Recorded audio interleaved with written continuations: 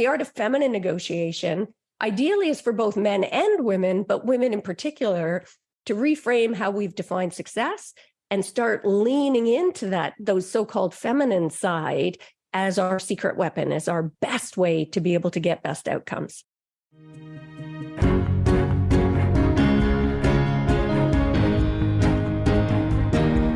Hello, everyone. Welcome to the KTS Success Factor podcast for women, where we talk about challenges senior female leaders face in being happy and successful at work.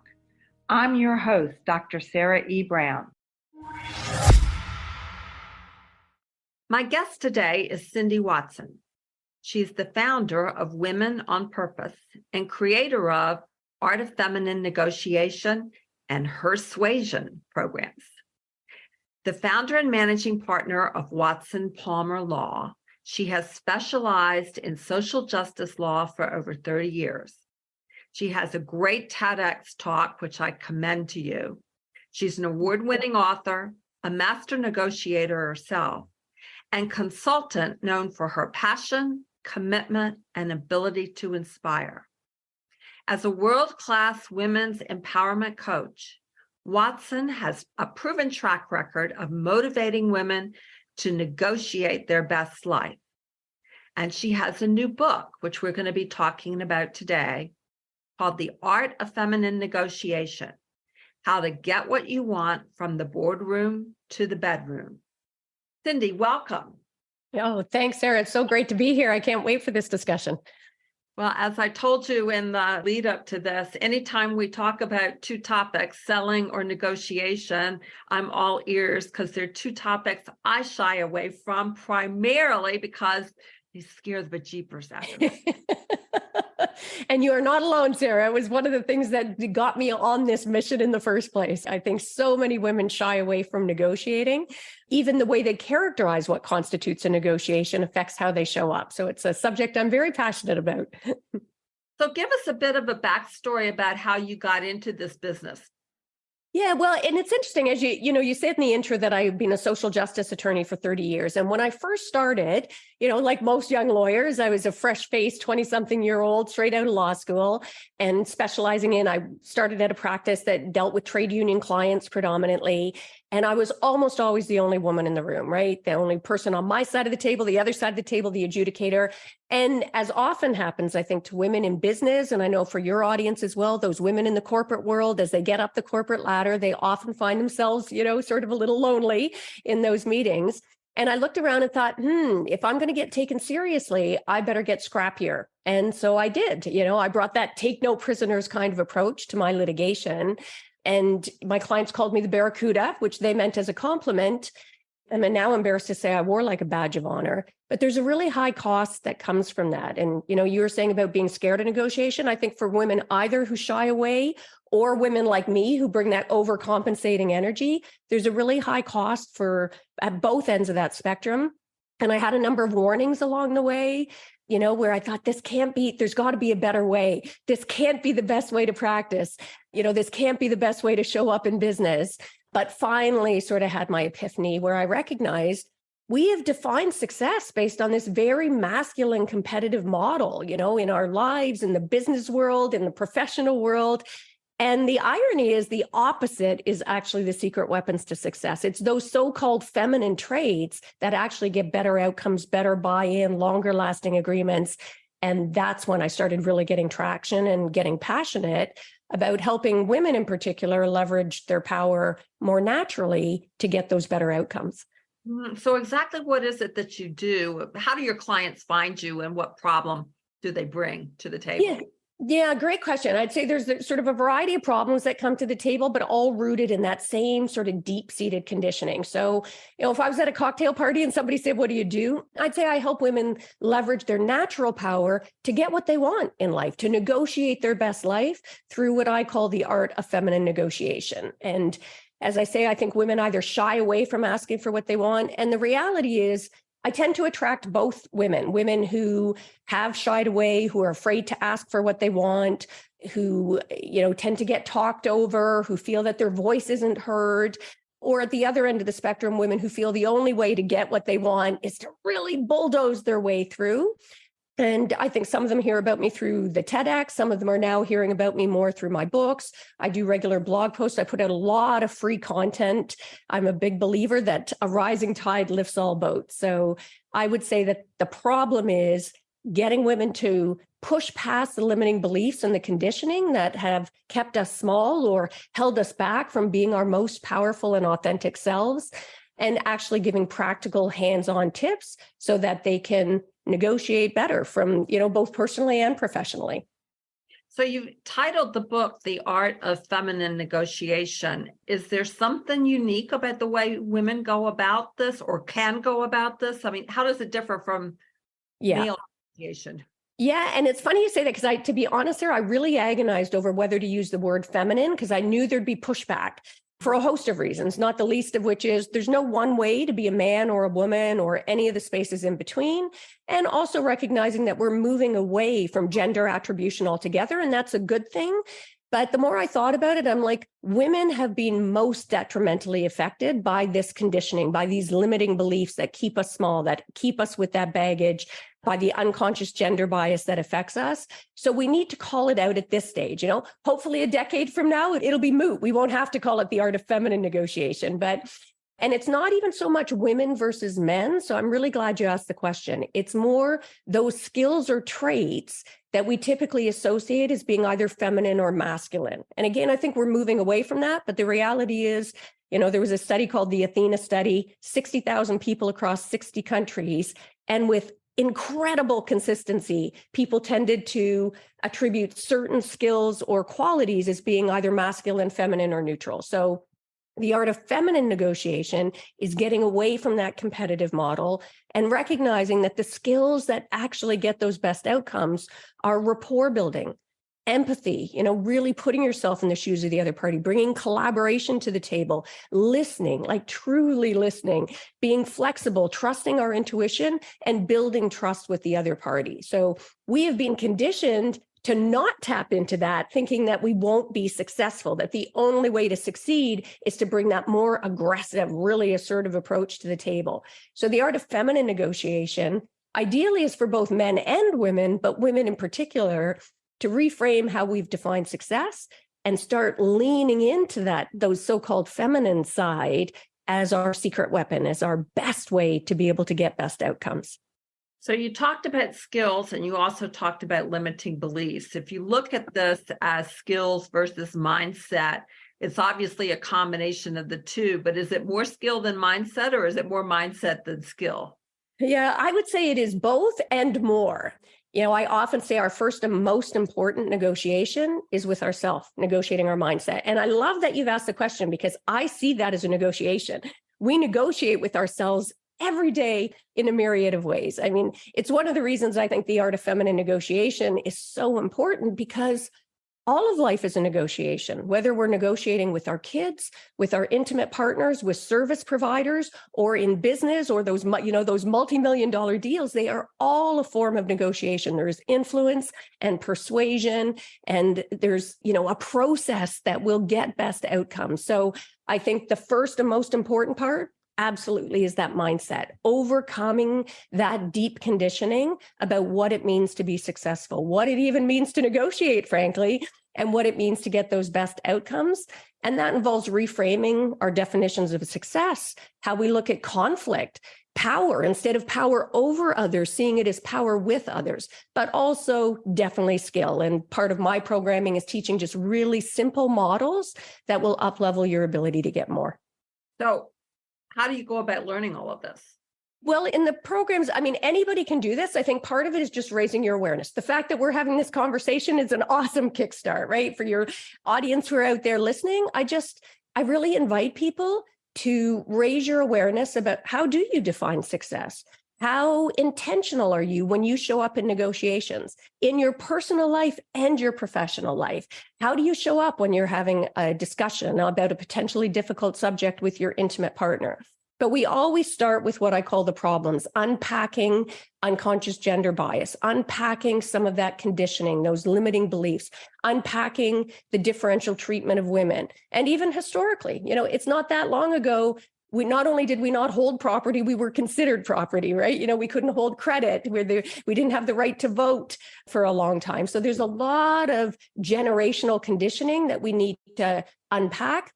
And then we dig into some of those really simple models that can totally elevate and change how you show up and your ability to get more. So do you have any tips on how to deal with some of those unconscious biases that we encounter? Yeah, and I would say the awareness is the first piece. I mean, we all think that we're aware of unconscious gender bias, right? And every time when I give talks, still today, where you would think the awareness is, at its highest level historically, I'll always start by saying, how many people in this room think that they're biased against women? Doesn't matter how many people are in the room, one, maybe two, a tiny sprinkling of people will lift their hands. And I say, well, none of you, except these two people, are being honest with themselves. I think it's recognizing the power of these unconscious gender biases. And one example I'll give you that was a stat that was shocking to me. They've done the various versions of this study where they take young women who are writing their SAT exams, and half the control group are asked to identify their gender in advance of writing the test. Simply check off whether they're male or female. And over again, in different variations of this test, those young women who've been asked to identify their gender actually perform more poorly. And that kind of took my breath away when I read that, because I realized the extent to which, we talk about being unconscious. I think we really need to raise our consciousness when it actually affects our performance. Simply bringing our gender to our attention, there's a pretty deep-seated problem there. So I think we like to point the finger when we talk about bias and talk about biases by men against women.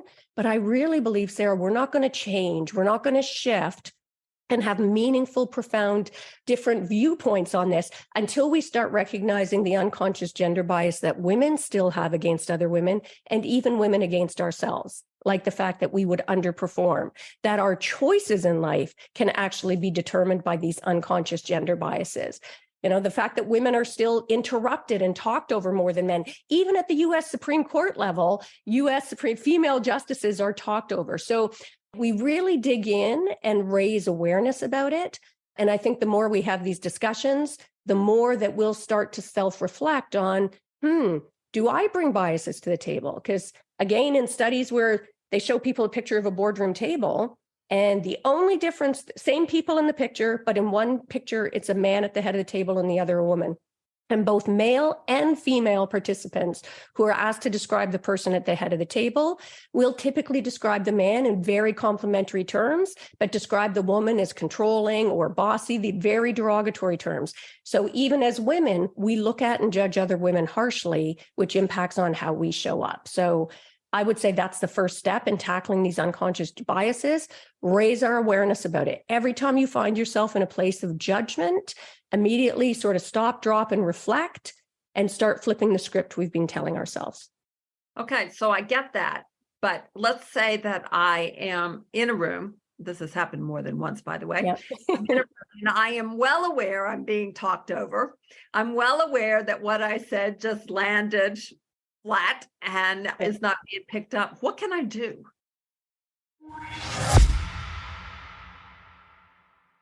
Hi, this is Sarah Brown again, the host of the KTS Success Factor podcast for women. I hope you are enjoying this episode and gaining some tips and inspiration on how you can be happier, more successful, and experience less stress at work. If you would like to learn more about how you can empower the women in your organization to do the same, simply click on the show notes to see how you can connect with me. As an added bonus for my podcast guests, you will see how you can book 30 minutes with me to explore how you can implement a scalable self-coaching program for the women in your organization. Simply visit bookachatwithsarahebrown.com. Now back to this informative episode.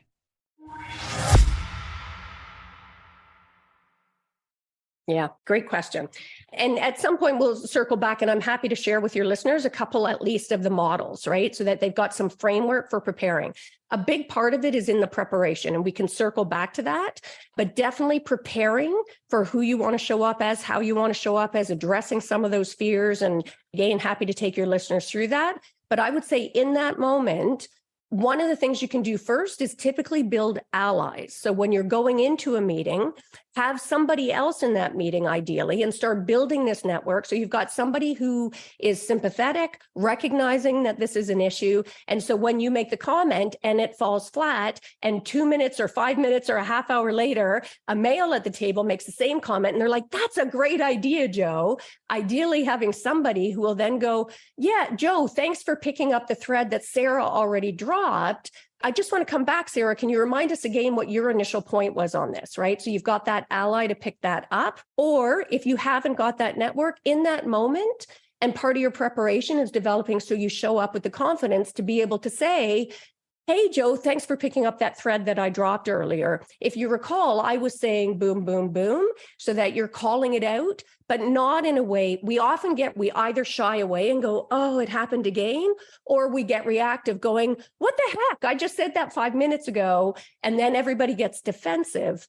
When we're able to invite people to show up as the best version of themselves, we often get those better outcomes. Like, Joe, thanks for amplifying my idea is a much nicer way, a much more likely way to be able to get buy-in on that. So it's not accusatory, but it is like a spade, so to speak. Yeah, you call it out. Absolutely call it out. And the same with bullying, frankly, Sarah. They're more likely to bully women, I find. And when we experience that, to be able to just take a pause and be able to say, you know what, Joe, I call it inviting them to be the best version of themselves. And I use this often now. It's like, you know what, Joe, I know it's really important to you to treat people with dignity and respect. So I'm not sure what's going on right now, but we seem to be off track here. I'm sure it's not your intention to be trying to bully. So let's just take a step back and get things back on track. What is it that will get much better outcome?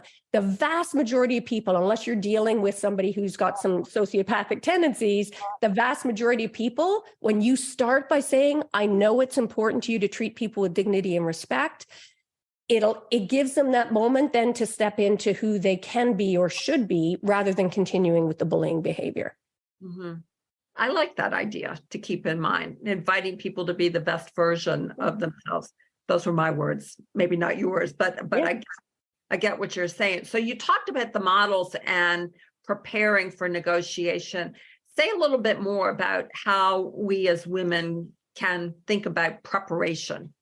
Yeah, I love that. And I think part of it is we don't prepare in the areas that I think are the most important. We tend to be more likely to prepare. We've got our notes, right? We know the content that we want to put across, but we don't prepare about that mindset piece. So one simple model that I advocate as the starting point, when you're going to go into any negotiation, I call it the no fear model. So just think FEAR, fear, ego, attachment, and reactivity. As part of your preparation process. And this sounds like a lot, but when you start to practice it, it literally is something you can do like boom, boom, boom. It's a very quick checklist to go through.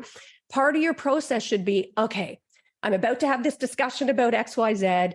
What are some of the fears that I'm bringing to the table here, right? And for women, it can be, fear of rejection, fear of getting that no, fear of the unknown, fear of success, fear of failure, right? These are all fears we typically bring to the table. So own them, address them, think about it as part of your preparation process. All right, here are some of the fears, and what are some things I can do to flip that script?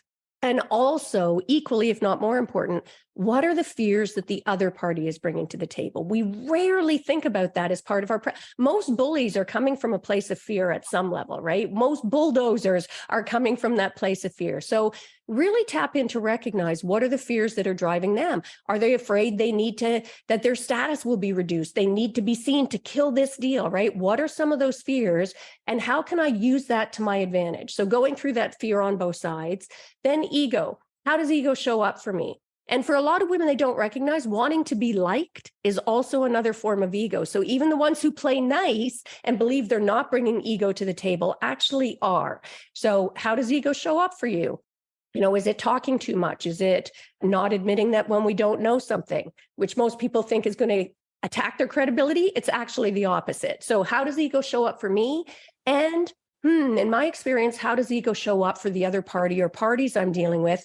And how can I feed that? How can I use that ego to actually get some better outcomes? The A is attachment. And we all tend to get too attached to certain ideas in a deal. I've seen people over the years walk away from deals that were great deals for them because they were too attached to a very narrow focus, or alternatively, keep bargaining way past the point where it makes sense because they got so attached to that deal. So recognizing yourself as part of your prep, what are the things I'm likely to be too attached to? And how can I open up my perspective to show up with more flexibility, but also what is the other side going to be more attached to? And the R is reactivity. What are the triggers that I know set me off that are going to make me reactive? Either make me feel small, make me angry, make me guilty, whether it makes you shrink or emboldens you. What are the things I'm reactive about? And how can I ground myself with intention so that when one of those triggers hits, I'm able to ground myself in a strong sense of who I want to show up as? And again, what are the triggers that are likely to cause the other party to be reactive? And how can I make sure I avoid those? That simple no fear, that's only one of a number of models, but that simple model will profoundly change the outcomes that you're able to get in your negotiations. I can see how that would be the case. So preparation is probably a big part of your process or system or whatever you call the model that you use. Are there other elements of your model that are important to understand? Absolutely. And I love that you talked about that being like sort of that preparation as the models for how we show up, because that is the fundamental way that we're going to be able to start getting more intentional about how we show up in our negotiations. Because to me, that's a word I use often. I think when we get more intentional, we are going to get better outcomes, because we tend often in life to suppress stuff, hold it down, come with a very narrow vision. And then things happen that had we prepared, we could have anticipated for, but we don't. And then we end up constantly in reactive mode, right? So another simple model that I'll share, I call it the 5W model. Just think who, what, where, when, why. And ironically, this isn't rocket science, but I find even really experienced negotiators rarely contemplate this as part of their prep. And I think it's the secret sauce that makes a difference. So just really quickly going through who do I want to be in this negotiation, right? I advocate people choose 3 words that describe who you want to be. There's no right or wrong answer, right? It can be calm, collected, compelling, whatever it is for you. Maybe it's brave and courageous. It doesn't matter so long as you're intentional about choosing who you want to show up as. And the big advantage to that is if you get thrown off your game in a negotiation, if part of your preparation has been deciding who you want to be, you can then just take that moment to breathe and remind yourself, calm, collected, and compelling. That's who I want to be. All right, then here's how I'm going to show up, right? The preparation, going back to what you'd said, most people assume leverage is everything. Whoever has that the most so-called power, I believe preparation is the single most important element, right? At least, if not more valuable than leverage, and our skill set as well. But mostly it's that preparation piece. So who do you want to be? Who does the other side expect you to show up as? Who are you going to show up as in what role? If you're a CEO, for example, if you're one of the C-suite executive women in your organization, it's not always in your best interest to show up in that role. You may get better outcomes by showing up just being a caring, compassionate coworker, for example, or showing up in a friend mode. So decide with intention. Who do you want to show up as in terms of your qualities? Who do you want to show up as the role that you're playing? Who does the other side expect you to show up as? Who are they likely to show up as? Anticipate all of the possible versions. We all have different sides of ourselves. So if we anticipate them showing up as being cooperative, but also potentially as a bully, also potentially as combative, we're going to be much more grounded. So who? Know the what with clarity, right? We normally know as women the substantive, we do that prep, but I find very few people also as part of their prep consider what process outcomes do you want? Sometimes the process is more important than the actual substantive outcome, right? You might be negotiating about pricing and getting the process for pricing. You might take a cut in the short term in this negotiation because the agreement on the process will benefit you exponentially long-term. So, and finally, relationship outcomes, right? What are the relationship outcomes that you want? Sometimes the relationship is more important than the thing that you're negotiating about. So who, what, where, Okay. In books, setting is really important. There's a reason for that. In real estate, location is really important. There's a reason for that. Yet in our negotiations, we don't often think about where. Choose where you don't just assume it's going to be in the boardroom. Maybe this is a conversation that's better over brunch or taking a spa day or at a firm retreat or in your personal life. Decide the where. Where is going to yield the best results? Where will you be most comfortable? Where will you have access to information you need or not, right? So who, what, where, when.